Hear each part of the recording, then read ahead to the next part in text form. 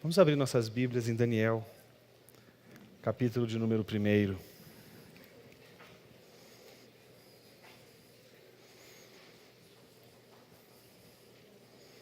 Pela manhã, nós consideramos que o secularismo é uma espécie de invasão vertical. Uma invasão vertical é aquela que não apenas diz respeito à tomada daquilo que é físico, como o corpo, os bens, as terras,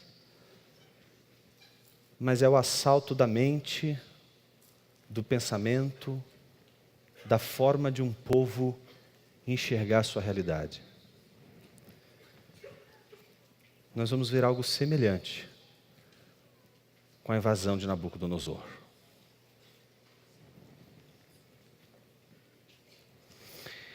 Nós dividimos a nossa exposição da seguinte forma. No primeiro momento, eu vou me dedicar única e exclusivamente a passar os olhos com os irmãos nas 4 partes em que o texto de Daniel está organizado. Depois de nós estudarmos essas 4 partes, ainda que de forma panorâmica e pontual, destacando apenas aqueles aspectos que trazem a solução para o problema que levantamos na manhã de hoje, num segundo momento, nós vamos fazer algumas aplicações referentes à relação entre o universitário cristão no contexto da própria universidade, no campus universitário. Vamos ler primeiramente o texto da Palavra de Deus, do versículo 1 ao versículo de número 21. No ano 3º do reinado de Jeoaquim, rei de Judá, veio Nabucodonosor, rei da Babilônia, a Jerusalém e a sitiou. O Senhor lhe entregou nas mãos a Jeoaquim, rei de Judá, e alguns dos utensílios da casa de Deus. A estes levou-os para a terra de Sinar, para a casa do seu Deus, e os pôs na casa do tesouro do seu Deus. Disse o rei a Aspenaz, chefe dos seus eunucos, que trouxesse alguns dos filhos de Israel, tanto da linhagem real como dos nobres, jovens sem nenhum defeito, de boa aparência, instruídos em toda a sabedoria, doutos em ciência, versados do conhecimento, e que fossem competentes para assistirem no palácio do rei, e lhes ensinasse a cultura e a língua dos caldeus. Determinou-lhes o rei a ração diária, das finas iguarias da mesa real e do vinho que ele bebia, e que assim fossem mantidos por 3 anos, ao cabo dos quais assistiriam diante do rei.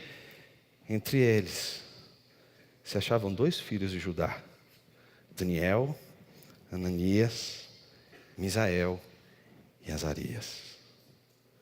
O chefe dos eunucos lhes pôs outros nomes, a saber, Daniel, o de Belsazar, a Ananias, o de Sadraque, a Misael, o de Mesaque, e a Azarias, o de Abdenego. Resolveu Daniel, firmemente, não contaminar-se com as finas iguarias do rei, nem com o vinho que ele bebia. Então, pediu ao chefe dos eunucos que lhe permitisse não contaminar-se. Ora, Deus concedeu a Daniel misericórdia e compreensão da parte do chefe dos eunucos. Disse o chefe dos eunucos a Daniel: tenho medo do meu senhor, o rei que determinou a vossa comida e a vossa bebida. Porque, pois, veria ele o vosso rosto mais abatido do que os dos outros jovens da vossa idade. Assim porias em perigo a minha cabeça para com o rei. Então, disse Daniel ao cozinheiro-chefe, a quem o chefe dos eunucos havia encarregado de cuidar de Daniel, Ananias, Misael e Azarias: experimenta, peço-te, os teus servos 10 dias, e que se nos deem legumes a comer e água a beber. Então se veja diante de ti a nossa aparência e a dos jovens que comem das finas iguarias do rei, e segundo vires, age com os teus servos. Ele atendeu e os experimentou 10 dias. No fim dos 10 dias, a sua aparência era melhor. Estavam eles mais robustos do que todos os jovens que comiam das finas iguarias do rei. Com isto, o cozinheiro-chefe tirou deles as finas iguarias e o vinho que deviam beber e lhes dava legumes. Ora, a estes 4 jovens, Deus deu o conhecimento e a inteligência em toda a cultura e sabedoria, mas a Daniel deu inteligência de todas as visões e sonhos. Vencido o tempo determinado pelo rei para que os trouxessem, o chefe dos eunucos os trouxe à presença de Nabucodonosor. Então o rei falou com eles, e entre todos não foram achados outros como Daniel, Ananias, Misael e Azarias. Por isso passaram a assistir diante do rei em toda a matéria de sabedoria e de inteligência, sobre o que o rei lhes fez perguntas. Os achou 10 vezes mais doutos do que todos os magos e encantadores que havia em todo o seu reino. Daniel continuou até o 1º ano do rei Ciro. Oremos. Senhor Deus, diante de Tua palavra estamos. E o nosso coração, faminto pelo alimento, clama para que pelo poder do Teu Espírito, a luz que ilumina a mente, possa nos fazer compreender as verdades da Tua palavra para o grande desafio que enfrentamos nos nossos dias. Que o Senhor nos ajude a encontrarmos hoje aqui não só uma teologia, mas sobretudo uma maneira de ver que marque a nossa vida como peregrinos, como estrangeiros, como gente em terra estranha. Assim oramos, em nome de Jesus, Teu Filho. Amém.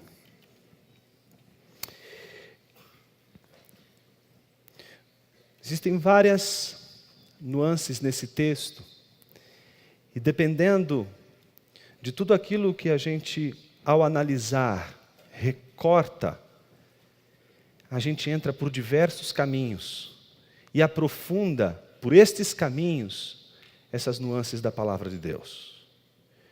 Eu escolhi dessas nuances do texto aqueles que nos fazem pensar exatamente sobre o grande desafio que é viver num contexto de invasão.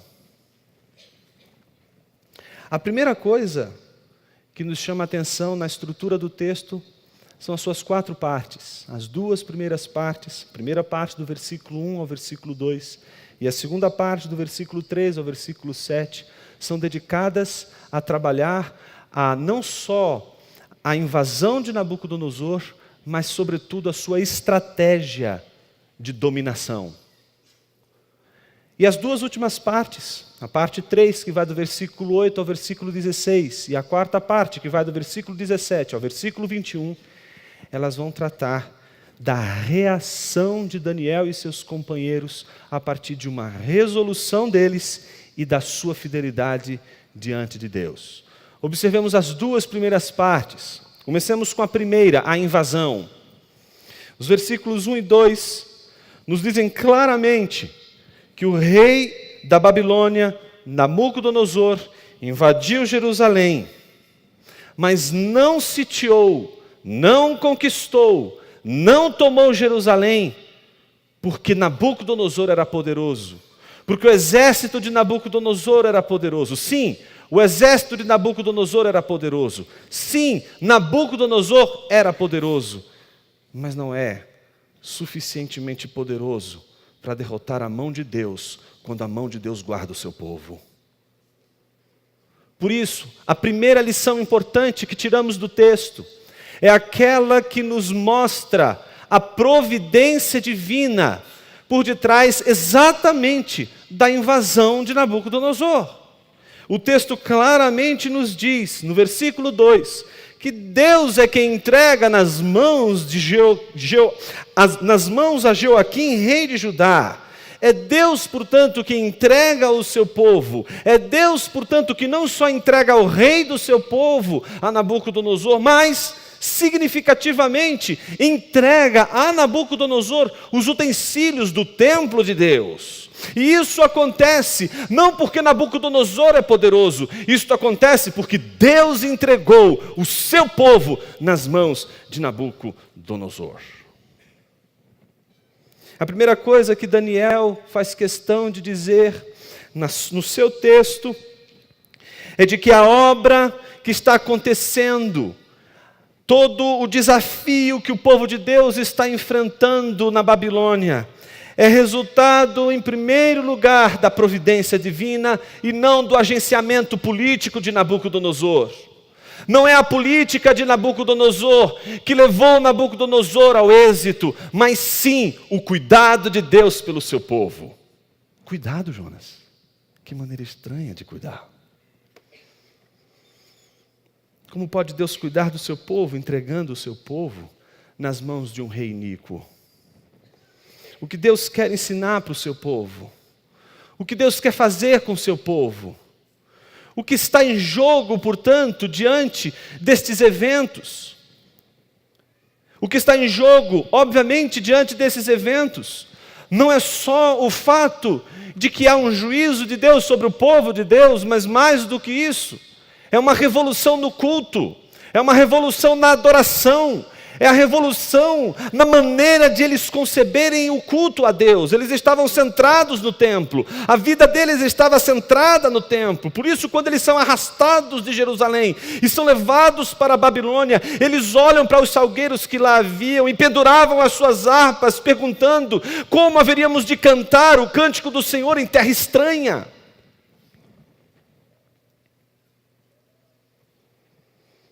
Há uma crise espiritual, há uma crise de culto, há uma crise de espiritualidade. E essa crise, ela não é precipitada por Nabucodonosor, e muito menos pela falha do povo de Deus, que era sem dúvida notória, mas é pelo próprio Deus que entrega, e com isso quer ensinar seu povo, e com isso quer guiar seu povo, e com isso quer também cuidar do seu povo. Então, na primeira parte, o que nós vemos é a invasão de Nabucodonosor, não como algo que acontece mediante os esforços unilaterais de Nabucodonosor, mas sim porque Deus entregou. E o que é mais curioso? Deus entregou a Nabucodonosor os utensílios que simbolizavam a sua presença no meio do povo. Porque Deus permite que até os seus próprios símbolos sejam vilipendiados, humilhados, envergonhados, ao serem entregues nas mãos de Nabucodonosor, um rei tão ímpio. Na segunda parte, nós descobrimos que não apenas Deus entrega, descobrimos que não apenas Nabucodonosor invade Jerusalém, mas mais do que isso, nós descobrimos que Nabucodonosor possui uma estratégia de dominação. Deus então não apenas entrega o povo nas mãos de Nabucodonosor e os utensílios do templo nas mãos de Nabucodonosor, mas Nabucodonosor, a partir dessa entrega de Deus, ele então domina o povo com estratégias explícitas. Nós vemos isso de uma maneira muito clara nos versículos 3 a 7. É interessante quando nós olhamos os versículos 3 a 7 à luz dos últimos movimentos do versículo 2. O versículo 2, ele diz exatamente que depois de Deus ter entregue nas mãos de Nabucodonosor, o rei de Judá, e alguns dos utensílios da casa de Deus, ele então leva-os para a terra de Siná, e essa terra de Siná corresponde a essa terra estranha, e então ele, ao levar para essa terra estranha, ele conduz os utensílios de uma maneira muito clara e precisa para a casa do tesouro do seu Deus. Ele pega os utensílios do templo e coloca esses utensílios no templo do Deus da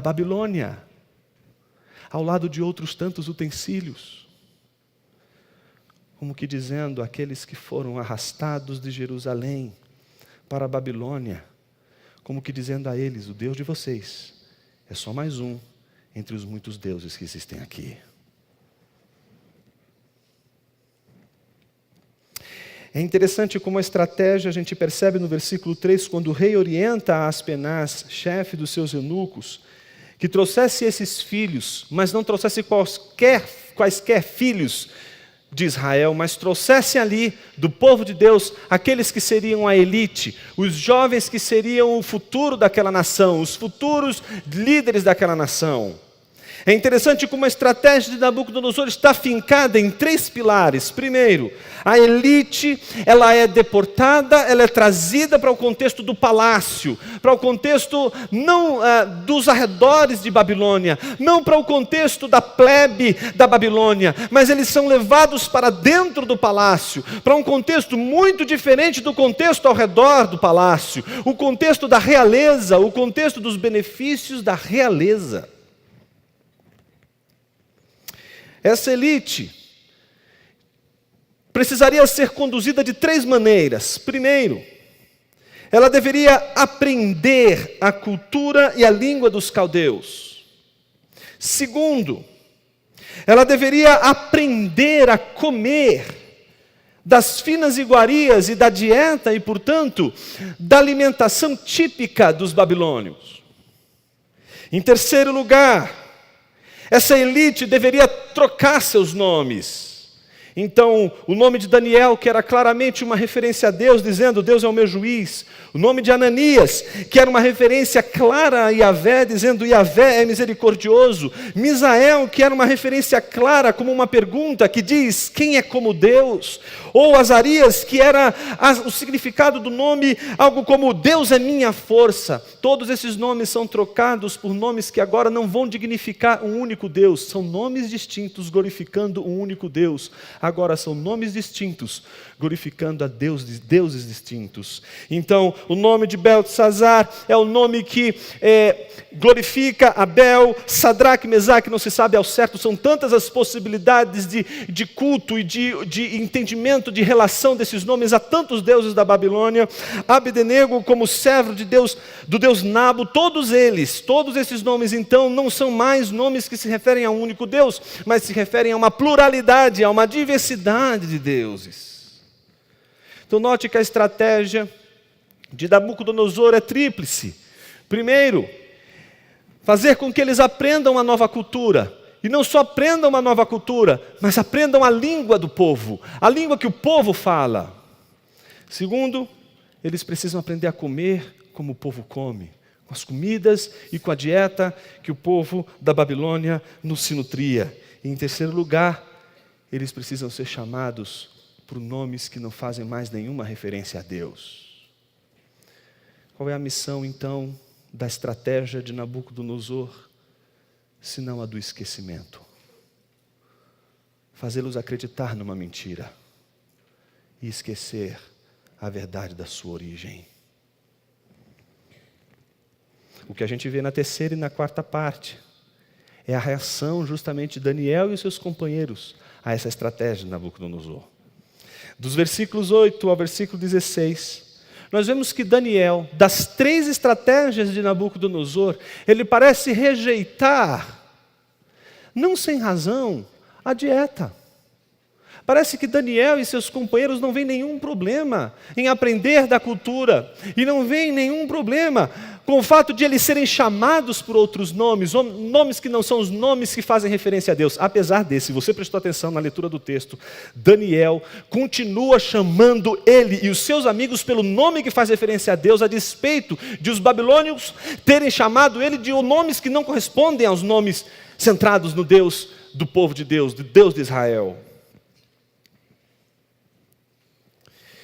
A resolução de Daniel, ela é claramente uma resolução de resistir à mudança do seu hábito alimentar. O que está por detrás de tudo isso? Alguns teólogos acham que Daniel ele teria rejeitado e, portanto, resolvido com seus amigos não se alimentar das finas iguarias do rei Nabucodonosor, porque não queria se contaminar com aqueles alimentos que possivelmente estavam na lista daqueles alimentos impuros prescritos pela lei. Então, eles precisariam, de alguma forma, se furtar dessa contaminação por conta de alimentos que não seriam típicos daqueles que seriam previstos pela lei. E é verdade, isso faz sentido. Mas outros teólogos também dizem que, além do fato de Daniel estar preocupado com a contaminação, Daniel talvez, porventura, estivesse preocupado também com o fato de que o conforto é o maior de todos os perigos de alguém que é cativo.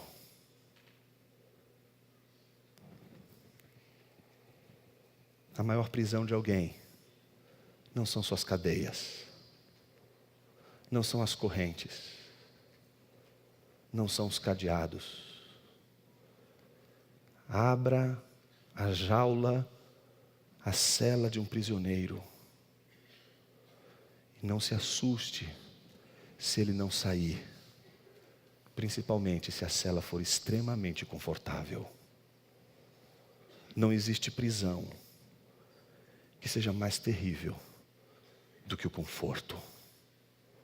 O conforto nos prende sem grades, nos prende sem correntes. A segurança é a melhor maneira de prender alguém. E por último, diante da resolução de Daniel de não comer das finas iguarias, e nós vemos que Daniel ele faz um combinado com o mestre ali não está muito seguro de que essa seria uma boa saída, mas Daniel empenha a sua palavra, e então ele dá um voto de mestre, dá um voto de crédito a Daniel e aos seus companheiros, e algo maravilhoso acontece.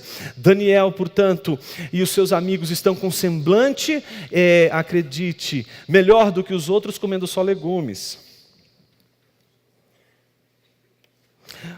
A estrutura do texto termina na quarta parte, do versículo 17 a 21, quando o texto nos mostra que Daniel e os seus companheiros lograram êxito por conta de sua fidelidade a Deus. Então eles conseguiam, de alguma forma, protestar contra a estratégia de Nabucodonosor. Eles conseguiam lidar com a estratégia de Nabucodonosor. Eles conseguiam viver no palácio de Nabucodonosor, sem ser prisioneiros de Nabucodonosor.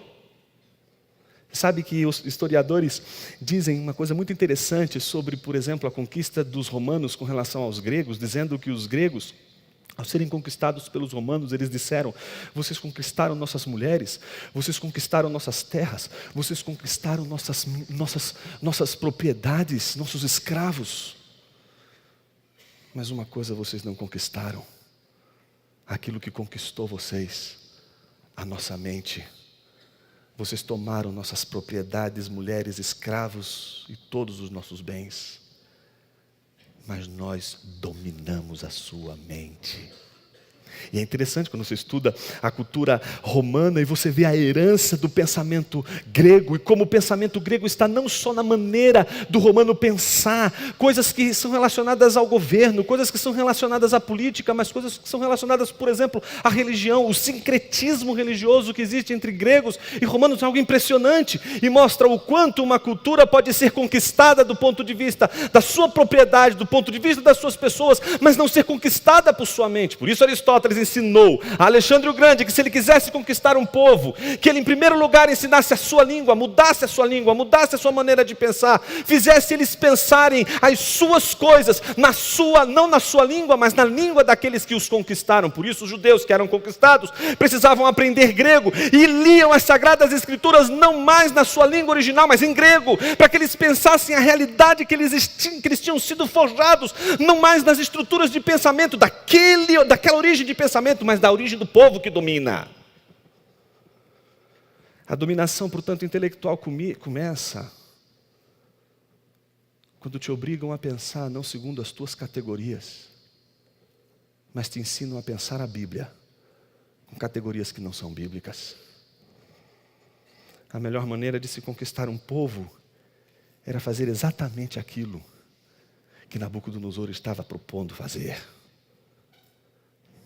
No entanto, Daniel conseguiu, junto com seus companheiros, ser fiel a Deus, aprendendo a cultura, mas ao mesmo tempo resistindo, protestando.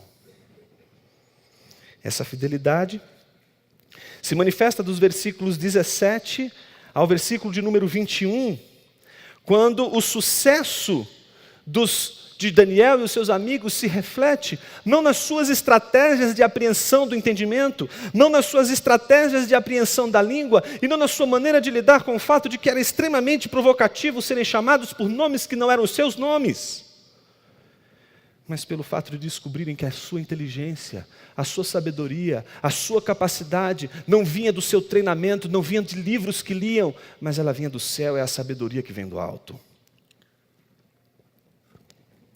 Então, na terceira parte da estrutura do livro de Daniel, o que nós encontramos a partir do versículo 17, é a confissão de que esses 4 jovens, Deus deu o conhecimento à inteligência. Eles não alcançaram esse conhecimento e inteligência meramente por suas habilidades, mas esse conhecimento e essa inteligência vieram de Deus, é fruto de Deus, é dádiva de Deus. Deus estava interessado no conhecimento e na inteligência deles.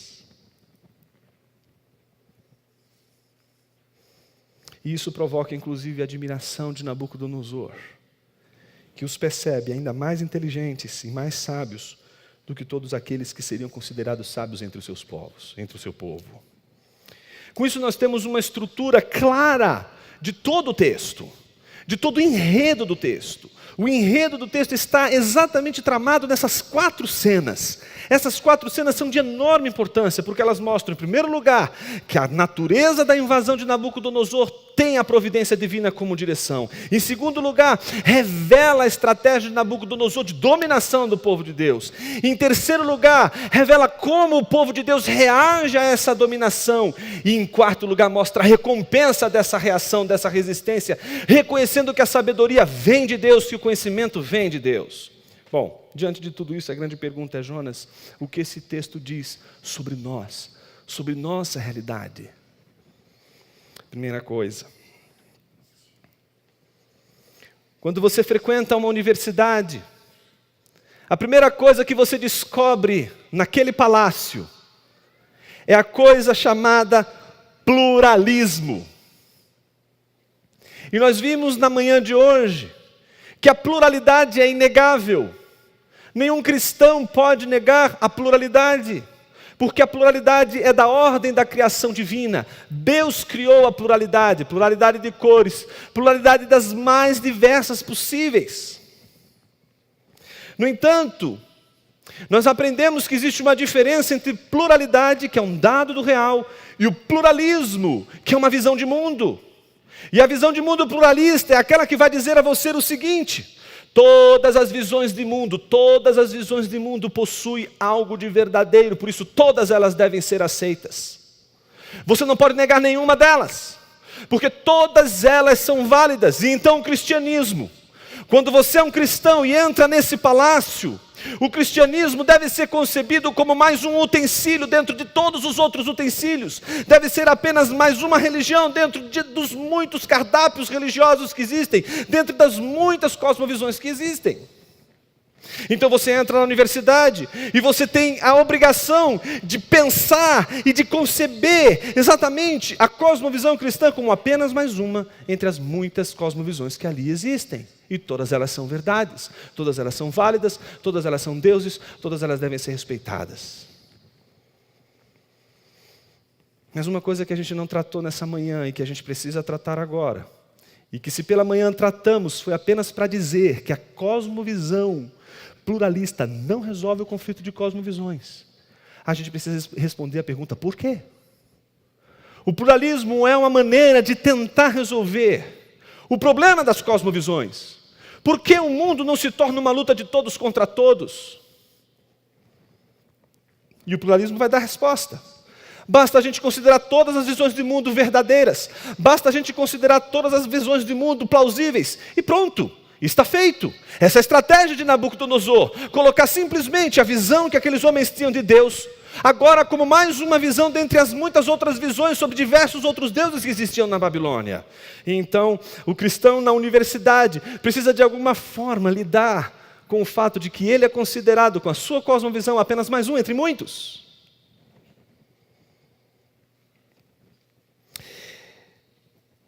Eu tive uma experiência muito interessante explicando um conceito numa aula de ética e cidadania na universidade. E essa experiência foi maravilhosa. Eu estava explicando exatamente a distinção entre o niilismo, que é aquela cosmovisão que vai dizer que o mundo é um grande absurdo, que nada faz sentido, não é? E ao mesmo tempo tentando mostrar como essas cosmovisões elas tentam lidar com o conflito. E é interessante porque um dos alunos disse assim: professor, depois dessa sua descrição aí do niilismo, eu acho que eu me identifico como niilista, sou um niilista. Eu disse: mesmo? Você é um niilista? Você tem irmã? Aí ele disse assim: eu tenho irmã. Por que você não casa com ela? Ô professor, que isso? Não, porque você não casa com a sua irmã. Imagina só, é muito mais fácil, você já conhece. Você não vai ter nenhuma surpresa no futuro. Do ponto de vista lógico, é o melhor caminho. Para, professor, como assim? Não, cara, é claro que você não é um niilista. É mais do que isso, você é um cristão. Como assim, professor? Claro. Às vezes a gente não para pensar que a gente diz coisas que a gente não é. A gente fala de coisas que não são reais. Nós contamos mentiras o tempo todo e que nós juramos que nós somos essas mentiras que contamos. E isso é auto-engano. Auto-engano só tem sucesso se a gente acredita nas mentiras que a gente conta. Então a gente diz: somos niilistas, mas comemoramos o Natal. O sujeito é niilista, mas ele comemora as festas cristãs. O sujeito é niilista, mas não casa com a irmã.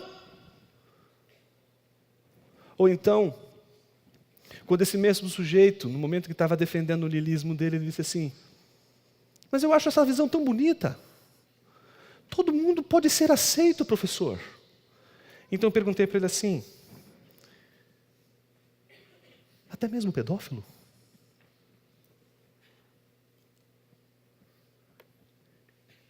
E a cosmovisão do estuprador? Então ele caiu na loucura de dizer o seguinte: e por que não? Na mesma hora, a multidão dos outros alunos: o que é isso? Protestaram contra ele. Calma, gente, tem muitos cristãos hoje aqui, calma. Mas por que isso acontece? Por que todo mundo rejeitou agora? Sabe por que todo mundo rejeitou a posição dele?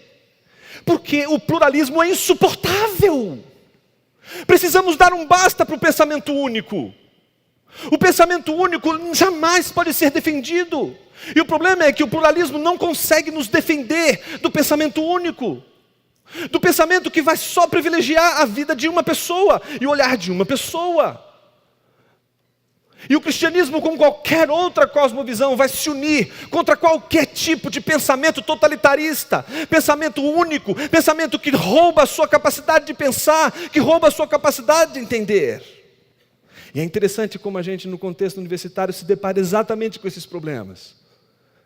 É tão fácil a gente dizer que acredita em determinadas coisas, mas a pergunta é: acreditamos no que dizemos que acreditamos? Ou simplesmente esquecemos a verdade? Uma das estratégias, se não a mais importante estratégia de Nabucodonosor, é o esquecimento, meus irmãos.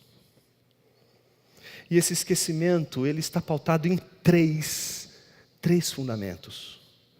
Se você prestou atenção na primeira parte da nossa exposição, você vai entender comigo que esses três esquecimentos dizem respeito à singularidade de Deus, à realidade do cativeiro e à história pessoal com Deus. Primeiro, por que é o esquecimento da singularidade de Deus? É o esquecimento da singularidade de Deus porque Deus já não pode ser concebido por eles como um único Deus. É como se Nabucodonosor estivesse forçando eles a pensarem o seguinte: vocês agora estão na universidade, e agora vocês têm aqui várias cosmovisões. Vocês não podem mais sustentar a ideia de que só a sua cosmovisão é verdadeira e todas as outras cosmovisões são falsas. Não faz sentido. E é verdade. Em certa medida, e isso C.S. Lewis lembra de uma maneira muito interessante lá no livro chamado Cristianismo Puro e Simples, ele diz o seguinte: não é porque você é cristão que todas as outras religiões devem ser falsas. Não é porque você é cristão que você deve começar uma cruzada contra todas as cosmovisões e dizer todas as cosmovisões são falsas. Não. Um cristão deve ser capaz de reconhecer em todas as cosmovisões, mesmo aquelas que se auto-enganam, princípios de verdade que são frutos da graça comum de Deus. Mas naquilo em que a cosmovisão cristã afirma a verdade e todas as outras cosmovisões afirmam o contrário, seja o cristianismo verdadeiro e todas as outras falsas. E é isso que o pluralismo não suporta. E é tão interessante, porque o argumento chega até nós como se aqueles que defendessem a singularidade da verdade do Evangelho, a singularidade de Deus, a singularidade de Cristo, fossem extremamente arrogantes. Então você é taxado de arrogante se na universidade você afirmar a singularidade do Evangelho. E por que você é chamado de arrogante? Porque você não pode defender a verdade absoluta num ambiente pluralista. Então você engole e diz, eu acho que eu sou arrogante. Preciso pensar em outras categorias. Bem, resposta errada. Não, senhor. Quem foi que disse que você é arrogante? Quem foi que disse que não é arrogante? Aquele que disse que você é arrogante por você afirmar a verdade absoluta. Quem foi que disse que você é arrogante por acreditar que tudo aquilo que está sendo dito pode ser dito, mas nem tudo é válido? Quem foi que disse que você é arrogante só porque você diz que existem várias perspectivas, mas nem todas elas são válidas? Alguns de vocês devem ter visto já aquele exemplo do elefante. Um exemplo, diga-se de passagem, do budismo, que é celebrado em nossas universidades como o mais alto e elevado conhecimento. Então, se você apresenta um pensamento budista, o professor então fica extremamente tocado, principalmente se ele é Foucaultiano. Mas se você ousar dizer, mas olha, professor, dadas as devidas circunstâncias e salvo as devidas proporções, parece que o budismo está defendendo, Jesus defendia também de uma maneira muito mais inteligente. O quê? Você vai trazer Jesus aqui? Seu intolerante! Cala a sua boca! Você entende quem é tolerante? O interessante é que nós somos chamados de arrogantes porque defendemos uma verdade absoluta. Porque não queremos admitir essa alegoria budista que diz que todo mundo enxerga o todo, mas apenas a partir, de uma perspectiva. E por isso, o todo, na perspectiva de um, que toca lá na barriga do elefante, parece um muro. E aí ele diz, isso é um muro. E aí quando ele toca na tromba do elefante, ele diz, não, isso é uma serpente. E o outro então toca na orelha do elefante e diz, não, isso aqui é um leque. O outro então toca na pata do elefante, não, isso aqui é uma coluna. Então ele vai e diz assim, está vendo? Essa é a realidade. O todo está aí, mas ninguém consegue apreender o todo. Todo mundo consegue apenas aprender as partes, e por isso vai julgar o todo pelas partes. Mas aí você pergunta para o cidadão, escuta, como é que você conseguiu ver o todo? Você então está dizendo que todas as outras cosmovisões enxergam a parte, porque você foi capaz de enxergar o todo para dizer que todas elas eram a parte, não é isso? Quem então é arrogante aqui? Arrogante não é aquele que de uma forma intelectualizada e usando a retórica, tenta fazer você passar papel de estúpido. A arrogância, ela às vezes pode ser denunciada quando nós descobrimos que Deus nos deu algo precioso, a inteligência. E por mais que a arrogância seja perspicaz, Deus nos deu capacidade para desfazer essas arrogâncias com inteligência. Não só o esquecimento da singularidade, o esquecimento da realidade do cativeiro. Sim, é claro que toda a dieta foi, de alguma forma, rejeitada por Daniel, porque ele tem comprometimentos com exatamente a maneira pela qual a lei determina que a alimentação do povo de Deus deve ser, portanto, usufruída. Mas há algo mais pernicioso, não em Daniel, mas em Nabucodonosor. Imagine um povo que foi deportado,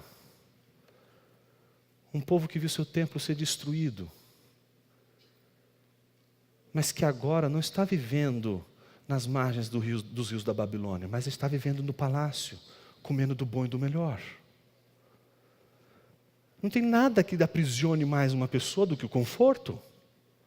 Então, confortados, com o alimento do bom e do melhor, Como eles sentiriam que aquilo de fato é um exílio? Como acreditar que aquilo é um cativeiro se eles têm tudo o que eles precisam? Como acreditar que aquilo é ruim se eles provam até do vinho do rei? Como eles acreditarem que aquilo é ruim se eles estão sendo tão beneficiados por bolsas da CAPES, do CNPq? Puxa, desculpa, não podia ter falado isso.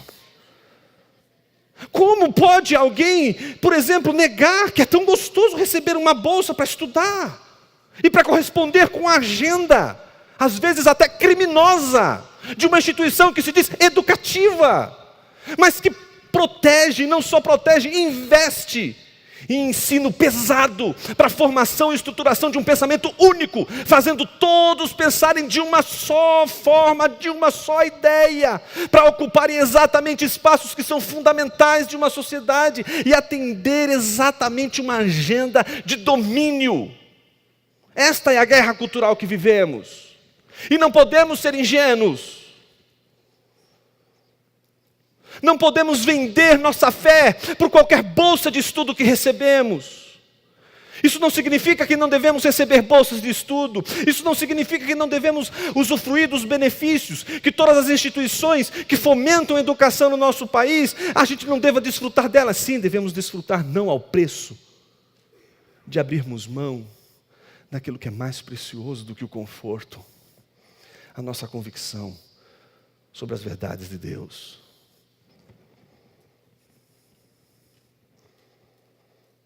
É interessante. Se a gente pudesse pensar, é como se Daniel tivesse dito: eu não vou estudar, se para estudar o que eu quero estudar eu preciso de bolsa, e a bolsa de uma determinada instituição não quer pagar para os meus estudos neste tópico, eu não vou deixar de estudar isso para estudar o que um governo quer que eu estude, ou que uma determinada instituição quer que eu estude, só porque ela investe só nesses tópicos. É preciso dizer não, inclusive para o conforto. Quem foi que disse que para você ser um importante influenciador dessa cultura, você precisaria se render às instituições de fomento, de estudo? Quem foi que disse isso para você? Deus pode usar tantos meios que não vão ser contrários à sua palavra. Terceiro, a mudança dos nomes é de propósito, porque o nome de cada um deles representa a sua história com Deus. É tão terrível cristãos sem história. É tão terrível cristãos que não conseguem se perceber numa história. São cristãos que vivem a vida como se eles vivessem tudo centrado neles. São pessoas que acham que o reino de Deus começou quando elas ouviram o Evangelho e disseram: eu quero Jesus. Então elas acreditam que a história delas com Deus começa exatamente no dia da conversão, no dia em que elas se arrependem dos seus pecados, creem em Deus, levantam suas mãos e dizem: salva-me, Senhor. E o Espírito Santo, depois de ter testemunhado, então agora confirme em seus corações a obra salvadora de Cristo Jesus. Então elas acham que a história delas começou exatamente ali. Não, meu irmão. Sua história não começou ali. Eu tive um professor de estética na PUC, São Paulo, um professor brilhante, mas ele era doido, como todo professor de estética. E ele tinha um toque. O toque dele era o seguinte: nossa aula começa às 7h, mas todo mundo aqui chega atrasado. Vamos começar então 7h15 em ponto. Eu estou dando o atraso de vocês. Vocês cheguem 7h15, porque 7h15, quando eu me levantar desta mesa, e ele chegava às 7 em ponto, sentava-se à mesa e olhava caquético. No momento que dava os 15 minutos, ele se levantava, fechava a porta e começava a sua aula. No momento que ele fechava a porta, era como se fechasse a porta do reino dos céus. Não pode mais entrar ninguém. Fechou. Então ele dava a sua aula, uma aula maravilhosa. Um dia desses chegou um amigo nosso, Rastafari, doidão. Ele tinha perdido a hora. Depois de 5 minutos de exposição, você escutou o barulho da maçaneta. A gente disse, pronto, hoje tem óbito aqui. Aí chega o rasta, professor, desculpa, professor, o professor olha para ele e simplesmente encara ele. E ele vai passando, pedindo desculpa, atropelando todo mundo, e ele só vai fazendo assim. Quando ele senta, ele olha fundo, depois que o menino se acomoda, ele... E volta a dar aula. E começa a dar aula normalmente. Dali a 5 minutos, esse menino, que chega atrasado, levanta a mão e diz assim, professor, eu sei que eu peguei o bonde andando. Ele nem terminou de falar o bonde. A gente entendeu o que ele iria falar, mas no meio que ele estava falando, o professor já meteu as 2 mãos assim na mesa, assim, o quê? Como você disse que pegou o bonde andando? Meu filho! E girava o dedo assim para cima. Em que mundo você vive, criatura? Você acha mesmo que a história do mundo começou, criatura, quando você entrou por aquela porta infeliz? Meus irmãos, olha... Eu posso dizer com todo o coração que essa é o que eu mais gostaria de dizer para alguns irmãos na igreja. Como eu gostaria de fazer isso com alguns irmãos na igreja. É impressionante. Eles parecem que acham que a história começou quando eles se converteram.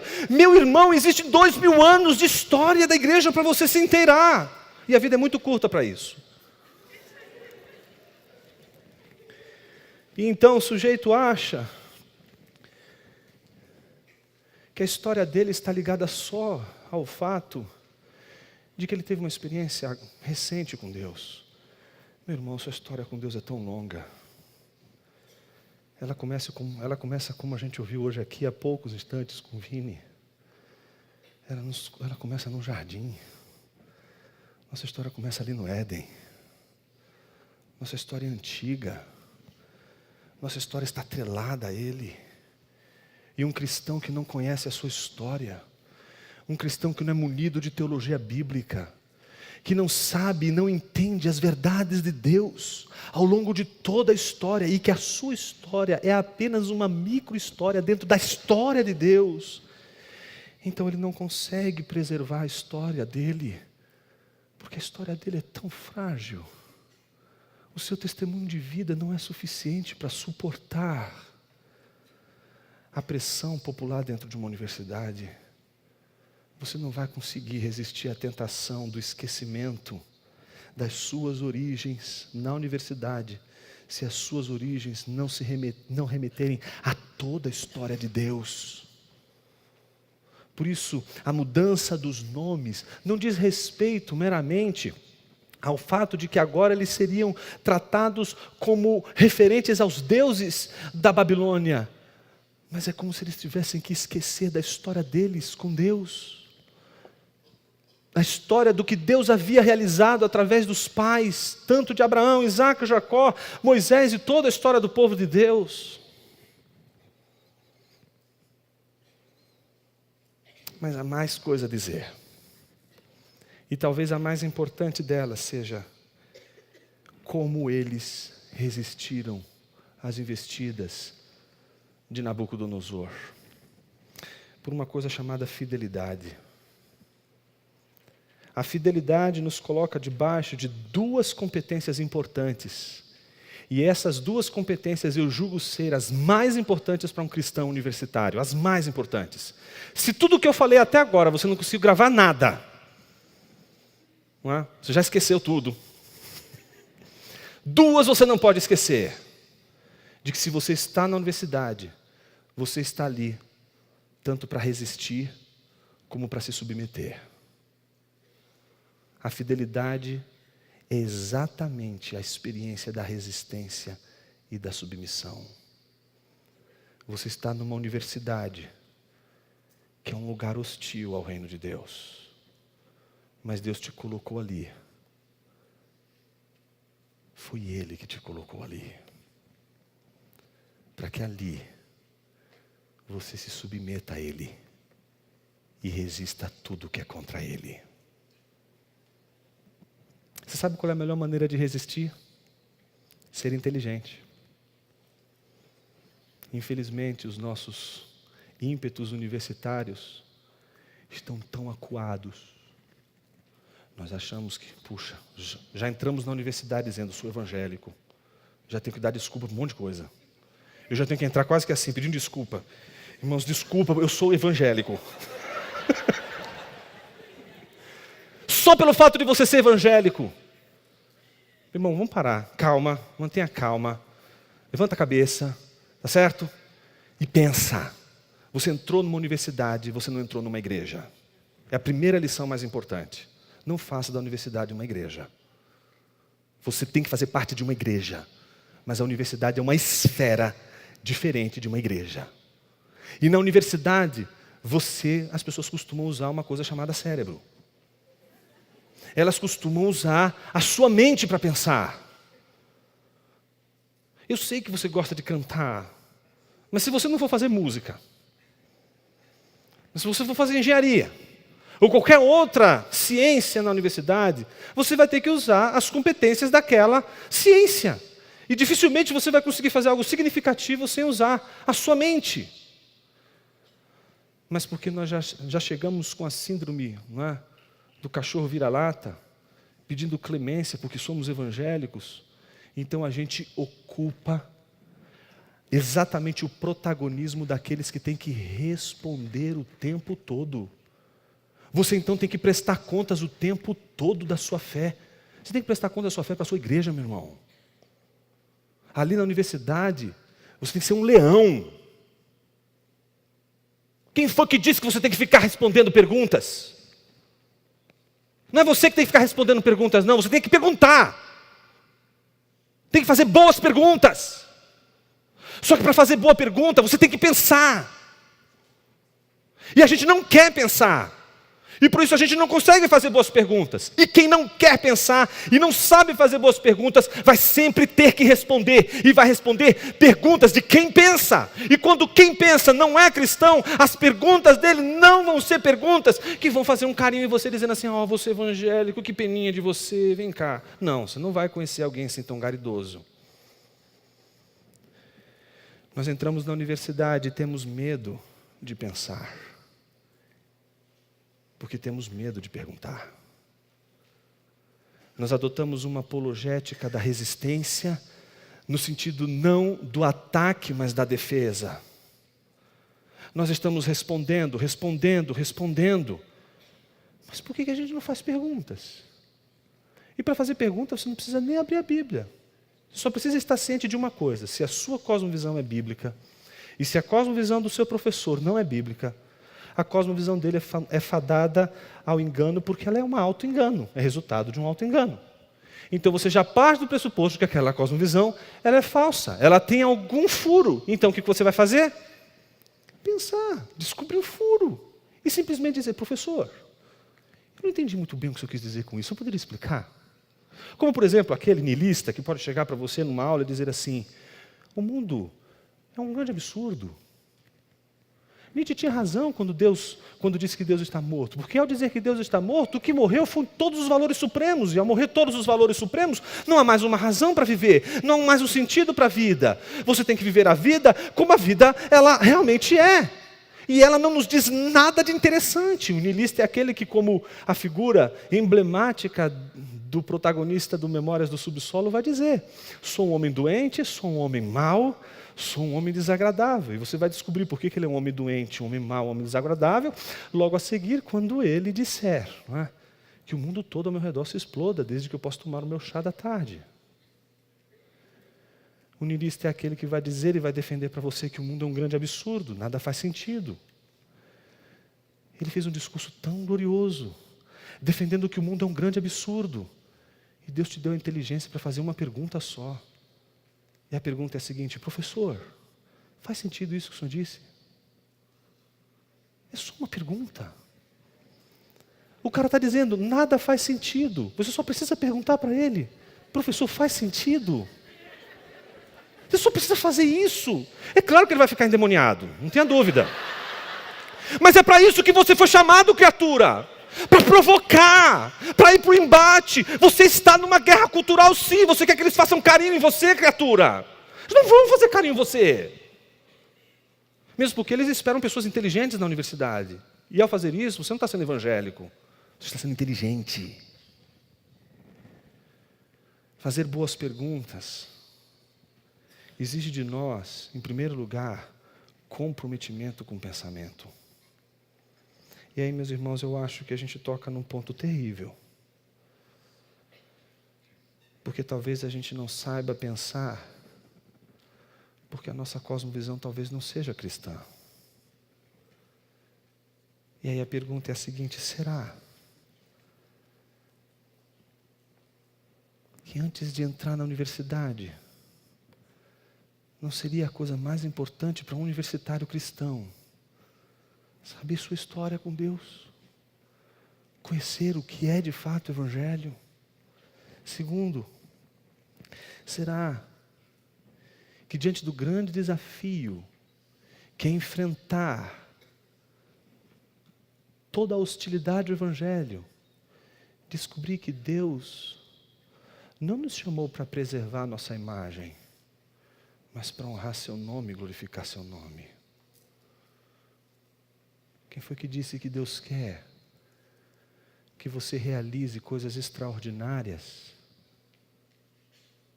ao preço da sua fé? Se tua fé exigir de você exatamente a vergonha e a humilhação no contexto universitário, que preço poderia ser a tua humilhação diante do preço que o Filho de Deus pagou lá na cruz? O que seria demasiado difícil de resistir numa universidade que Cristo já não tenha resistido até o dia em que ele foi preso ao madeiro? Queremos viver um cristianismo sem resistência, e não existe fidelidade sem resistência. E aí mora o grande perigo. Talvez a gente seja vítima do nosso auto-engano. E quando a gente se auto-engana, a gente entra no baile de máscaras, que inverte tudo. O que é verdade passa a ser mentira, e o que é mentira passa a ser verdade. E quando entramos no baile das máscaras, onde o que é mentira se torna verdade, o que é verdade se torna mentira, então a verdade é resistir a Deus e se submeter a Satanás. Porque se existe uma coisa e uma lei bíblica indestrutível, é a relação quase que indissociável entre submissão e resistência. Se você resiste a Satanás, você se submete a Deus. Se você se submete a Deus, você resiste a Satanás. Se você se submeter a Deus, você estará automaticamente resistindo. Porque as duas coisas andam juntas. Não tem como fugirmos do grande desafio que a universidade nos impõe. O desafio glorioso de defender a liberdade de pensar. Não permita que ninguém pense por você. Deus te deu mente, Deus te deu inteligência, Deus te deu capacidade para pensar. Por isso, não permita que o pensamento único domine a sua mente e faça você pensar as coisas de Deus com categorias que não são da palavra de Deus. Uma das estratégias de Nabucodonosor foi ensinar o povo que foi deportado a pensar tudo, mas não na língua materna, na língua dos caldeus. E talvez uma das mais terríveis estratégias daquilo que se chama secularismo seja fazer a gente pensar as Escrituras, não com os padrões das Escrituras, mas com os padrões do secularismo, com a linguagem secularista, com a ressignificação secularista. Minha oração é para que Deus nos preserve e que a gente seja capaz de resistir a todas as tentações investidas dessa grande Babilônia que para nós é a universidade. Que ela seja um lugar onde a gente aprenda a ciência. Que ela seja um lugar onde a gente aprenda a língua. Que ela seja um lugar onde a gente aprenda e desenvolva a nossa inteligência. Mas que ela não seja o lugar que nos torna não somente o corpo, mas a mente cativa a qualquer outro Deus, senão Deus da Bíblia. Vamos orar, meus irmãos. Senhor Deus, rogamos ao Senhor que nos dê a sabedoria que vem do alto, para que sejamos como Daniel e seus companheiros, capazes de resistir à tentação, de esquecer nossa história, de esquecer a realidade do cativeiro, de esquecer, sobretudo, a singularidade do Evangelho, de que o Evangelho não é uma cosmovisão dentre todas as outras cosmovisões, mas é a cosmovisão dentro das diversas cosmovisões. Que o Senhor nos ajude a descobrirmos estratégias dentro do universo de estudos, sem cair no irracionalismo, sem cairmos no misticismo, sem cairmos no racionalismo, sem cairmos na suficiência ou na suposta suficiência da razão. Que possamos, Senhor, entrar na universidade de joelhos, dobrados não diante dos deuses universitários, mas simplesmente diante de Ti.